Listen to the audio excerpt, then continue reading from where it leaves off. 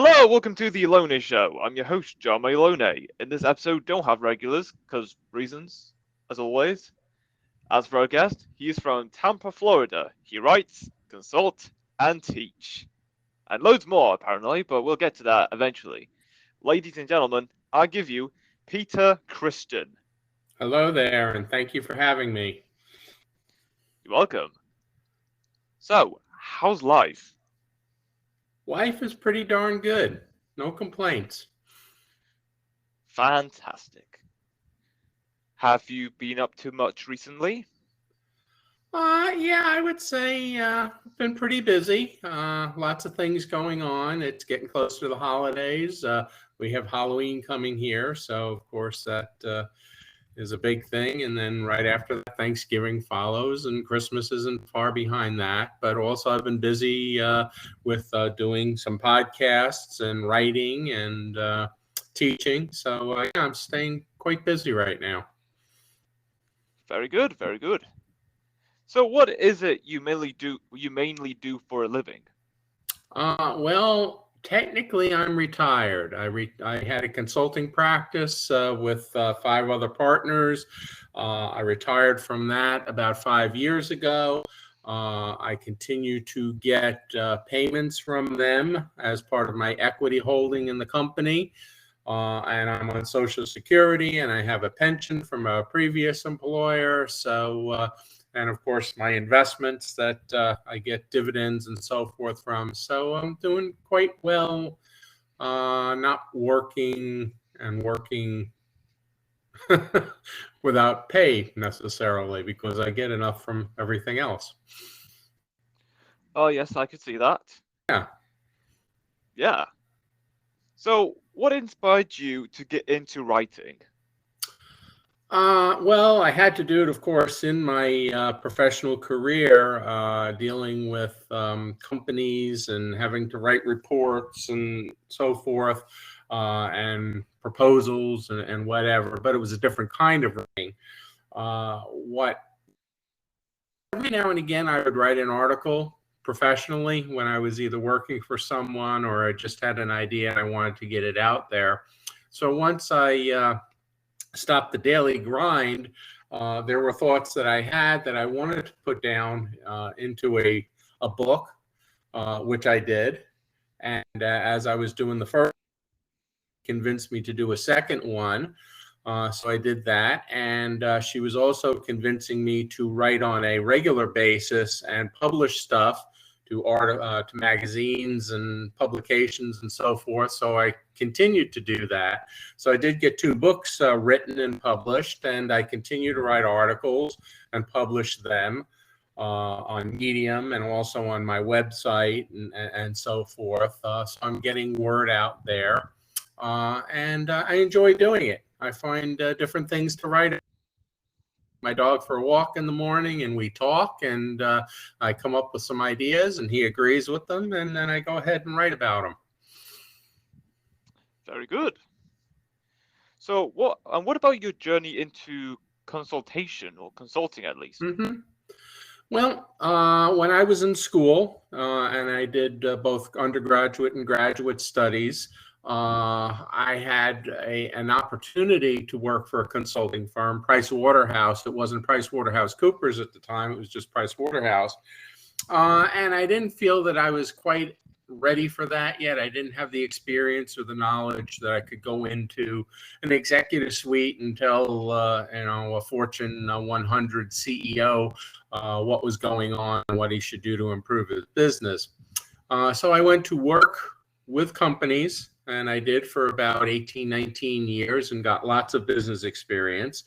And then when I left there and I was looking for the next thing to do, person who was advising me said, well, basically you've done a lot of internal consulting in the companies that you were at. You might want to consider doing that for a living.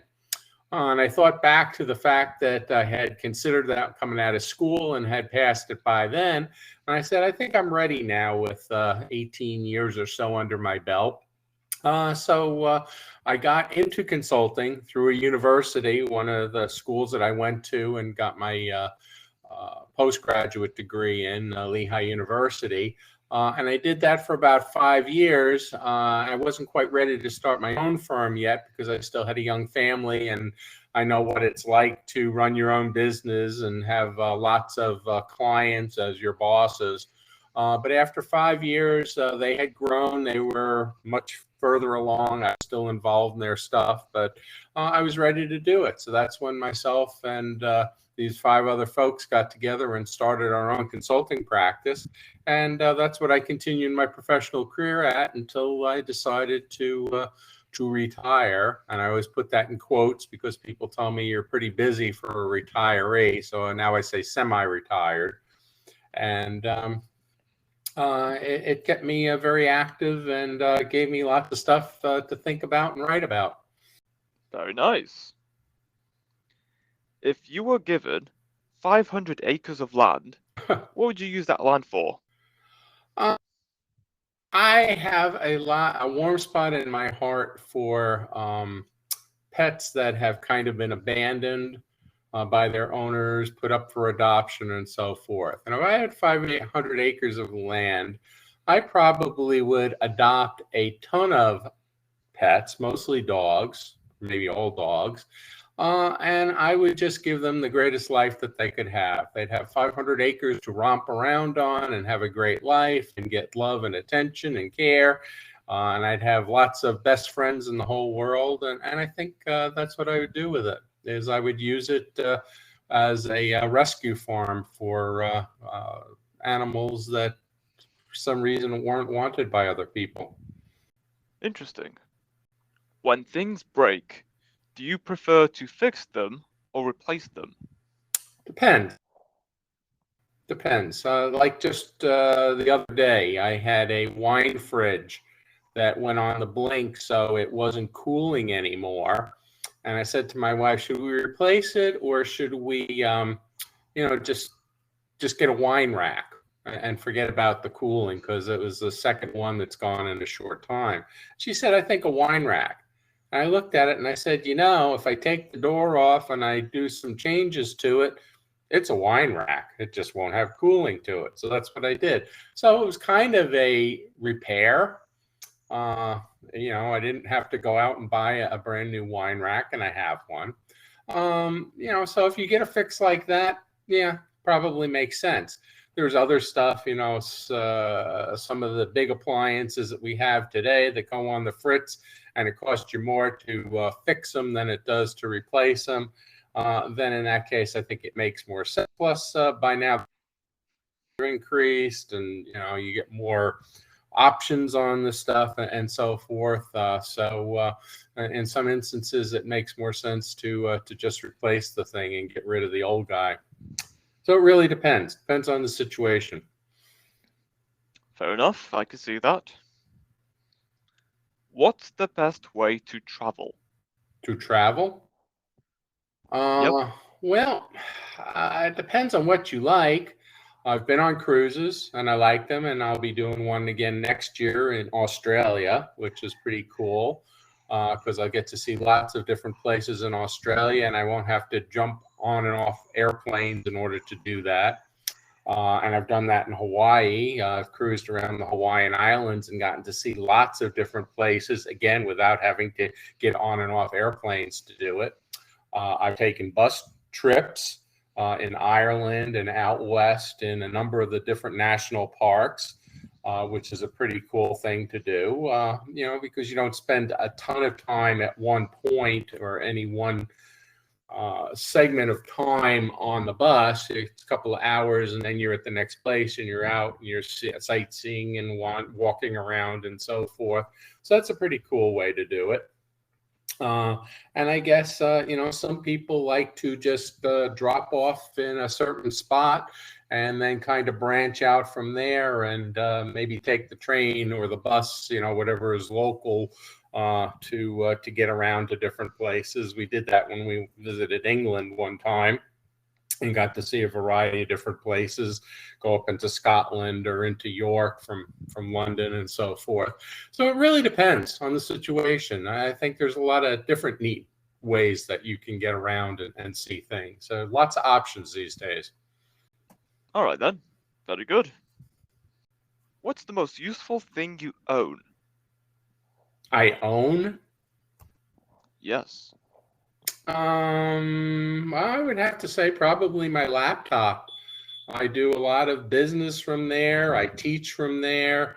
I'm doing my podcast from my laptop with you. So I've got quite a bit of outreach to the world and to a lot of places that I don't have to go to in order to do what I'm doing. I can do it right from my desktop here. So I would say probably my laptop would be the most important thing that I have and use. Sweet. Would you rather speak all languages or talk to animals? I think I'd rather talk to animals. I think they're more interesting than people. And I think they got a lot to teach us. So if we could talk to them like Dr. Doolittle did, I think I could learn quite a bit from them. They'd say life doesn't need to be so complicated and as goofy as it is. So just kind of cool it. My dog does that whenever I get upset. He just kind of gives that look, okay, without speaking, and just says, Peter, it ain't worth worrying about. Just cool your heels, be like me, just chill. And I do. And he's right. It isn't worth getting upset about. So I think talking to animals would be pretty cool. Yeah, I'd say the same. What is your favorite quote? What is my favorite quote? Uh, there's a couple. One is trust but verify, and the other is we are from the government and we're here to help you. So there's two of them. Oh yeah, that second one was it really hits deep in Yes, nostalgia, you know? yes, it does. Yeah, in a lot of instances, particularly nowadays. Yeah. What kind of music do you often listen to? I like a variety. I like oldies. I was born in the 50s. I grew up in the 60s, so I kind of like that music. Even into the 70s. I like some light jazz. Okay. I like some of the classical music. So I like a variety. But I'd say if I had to pick one of all of them, it would probably be that 50s, 60s, 70s type music. It's the stuff I grew up on and listened to on my transistor radio. For those who remember what transistor radios were, before iPods and iPads and all that stuff. And it's still pretty timeless and pretty popular music. Nice, nice. If you could have a never-ending candle that smelled like anything you wanted, what fragrance do you want it to be? What fragrance would I like it to be? That's interesting. Uh, a nice broiled steak smell. A nice broiled steak when you're hungry. There's nothing that smells better. And boy, at the right time, and that would get me hungry. That would get me going for sure. Delicious. hmm What should they teach in high school but they don't? Civics. I think our high school kids have lost all concept of what civics are. And I think they really need to know what they are. And they need to understand what they are and then practice them. And you don't see it much anymore. I did when I was in school. That was a big thing. And I think it helped a lot. It puts a lot of perspective on why things are the way they are and why you need to have a good civics program and so forth. So I think that needs to be brought back into the educational system for sure. Yes, that'd be interesting. hmm Yeah. What was the longest trip you've ever taken? Hmm. Uh, well, certainly going to Hawaii because to get there certainly took quite a bit.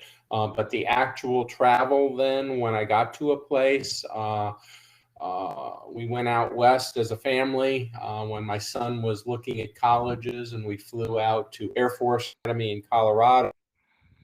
From there, flew down into Nevada, and then traveled around and visited the Grand Canyon and the Painted Desert and the Petrified Forest and a number of ex-volcanoes, meteor craters, Indian villages. And I think in a week's time, we covered like 1,600 miles by car, and it didn't seem like it because there was hardly any traffic around. It was wide open spaces. And it was just really nice to travel, and we saw all sorts of different things. So Hmm. I would say that was probably the longest, if you took actual travel time. But Hawaii, certainly to fly there, to get to Hawaii was certainly a long trip. Oh yeah, it sure was. Yes, it was. Oh yes. What is the best way to stay motivated? To stay busy and to accomplish, because the more you accomplish, the more motivated you are to do more things. Or similarly, if something doesn't work out, it gives you the impetus to want to either correct what you're doing or try something different, because the thing that you didn't work so well, and nobody likes to end on a failure. So it keeps you going to want to create more. So you get motivated two ways: one, because you did accomplish and you want to do more, or because you didn't accomplish and you're not going to leave it at being dissatisfied with the end result of what you did. Hmm. All right then. If you could know the absolute and total truth to one question, what question would you ask? What is God really all about? We have writings about it. We have theories about it. We go on faith and we go on belief. But yet it's not something we see for ourselves, although you can say that everything around us is godlike, so therefore, but to actually be in contact with the being that created all of this, and to be able to ask some questions about why things are the way they are, to get a better understanding. Yeah, of course. Where do you see yourself 20 years from now? Ooh. Hopefully at my grandchildren's graduations and maybe at their weddings. Um, they'll be of that age. So I would certainly like to be around for those things, and to see just how they have developed and progressed, and how they're getting along in life. So I think that would be pretty cool to do that. Fabulous. If you have to bury a treasure chest, where would you hide it? Whew, where would I hide it? Somewhere where I would remember where I put it, first of all, but not so obvious that everybody else could immediately gather it and figure it out, without trying too badly. So think of a place where I could do both of those things, and nothing comes to mind right at the moment. Okay. So I'd have to think about that a little bit more, but those would be the criteria certainly for where I would put it. Sweet, sweet. I can't think of burying something and then forgetting where, and never being able to find it again. That would really kind of stink. Yeah, it sure would. Yes. Yes. What would a world populated by clones of you be like? Clones of me? Mm-hmm. Oh God, that would be a scary place to live. I don't think I'd want to see.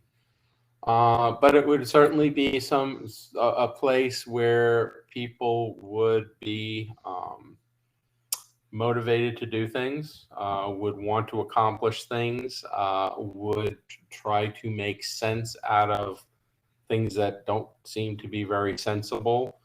would be practical, which might be a little boring, but I like practical, and would try to minimize the problems. I don't think anybody likes to. I'm certainly one. Deal with problems. They deal with them because they have to, not because they necessarily want to. So the more it could minimize those, I think the better it would be. So I think an army of Peters would probably try to do that.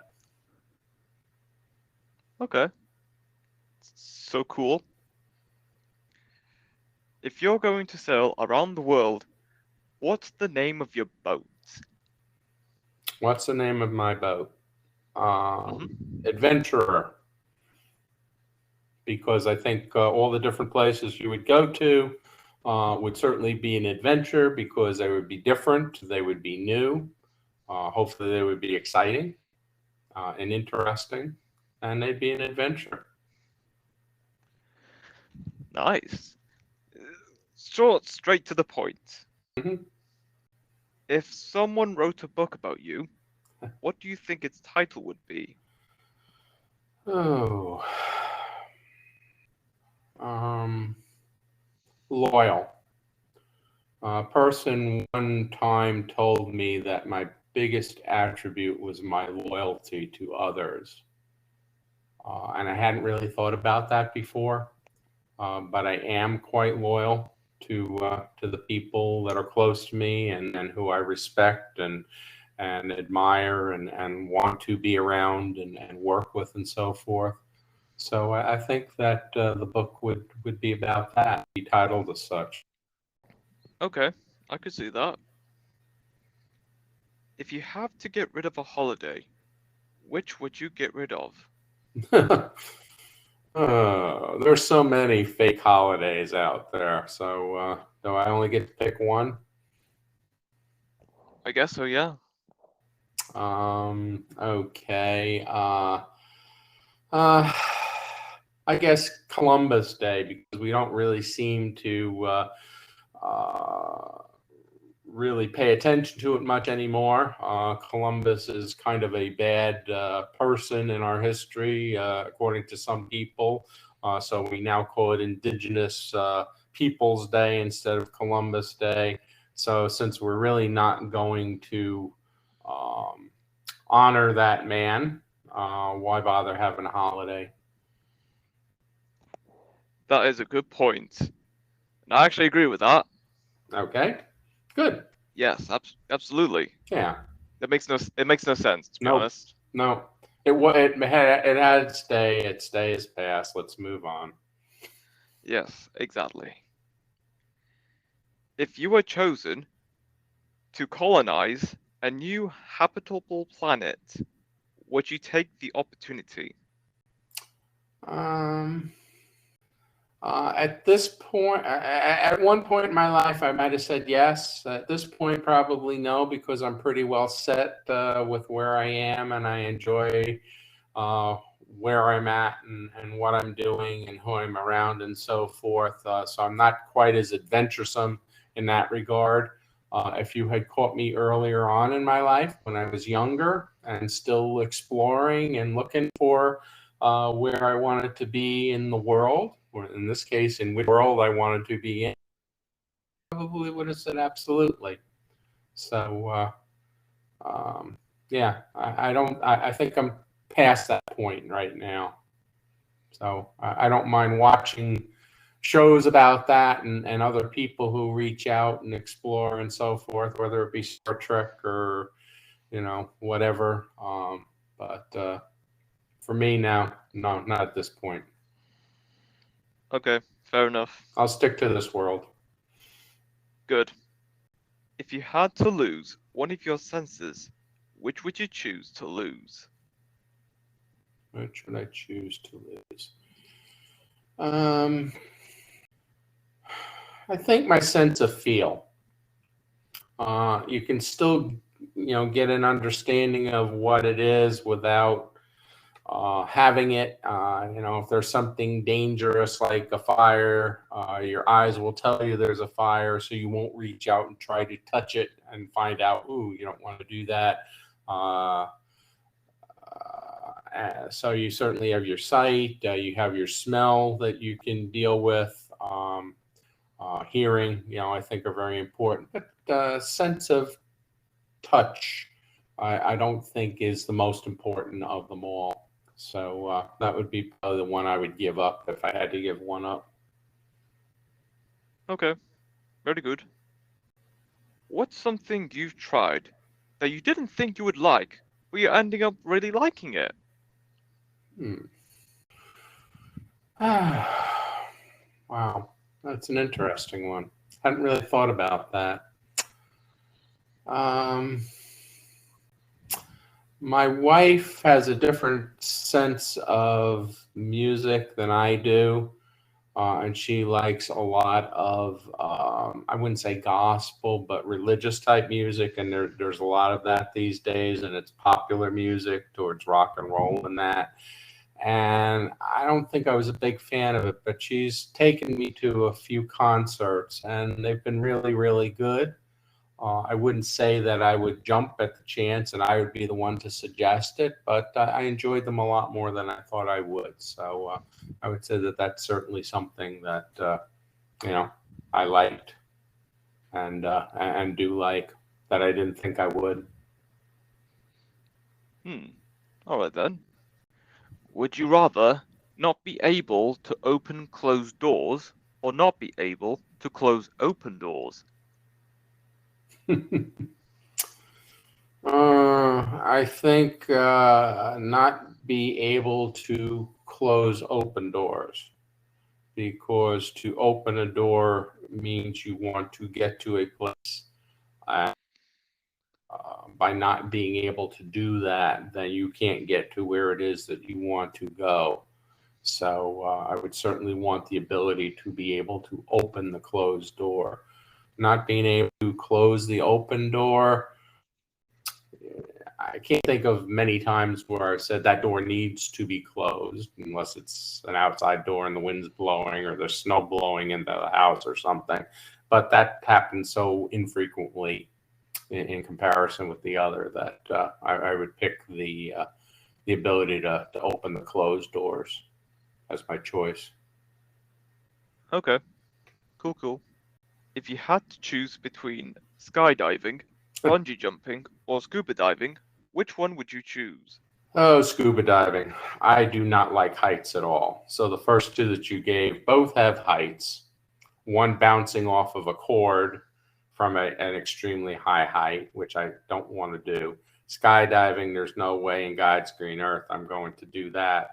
So, scuba diving, I don't have to go down far, far to scuba dive. I can just go down maybe 10, 15 feet. So that's not that far. And don't have that fear and crashing and smashing into something, because there's lots of water there to keep me from doing that. So I would pick scuba diving. Okay then, sounds good. Which pizza topping do you most relate to? Do I relate to or like? Relate. Relate to. Yeah. Hmm. Okay. Well, that puts a different spin on it. I would say meat lovers, because you got a whole bunch of choices there and they're all in one place. And I can certainly relate to that. And I think that relates to me as well, to have lots of choices. Hmm. All right then. And that is all we have for this episode. It's great having you on, Peter, talking about your writing, consulting, possibly teaching, and everything else has been great. Yes, well, thank you very much. Those are some very interesting questions, some I haven't thought about ever, not just in a Hmm. while, but ever. Fantastic. Like, what pizza topping Wow. do I relate to?